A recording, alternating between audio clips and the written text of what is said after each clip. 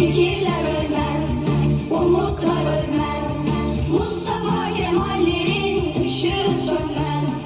Karanlıkları yok edip silen Mustafa Kemallerin ışığı sönmez. Sen bu milletin üstüne doğan aydınlık güneşsin, güneşler ölmez.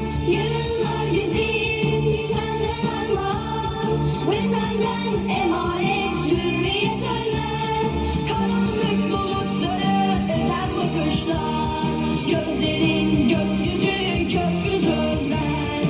Karanlık bulutları ezen bakışlar, gözlerin gökyüzü, gökyüzü ölmez. Karanlık bulutları ezen bakışlar, gözlerin gökyüzü, gökyüzü ölmez. Karanlık bulutları ezen bakışlar, gözlerin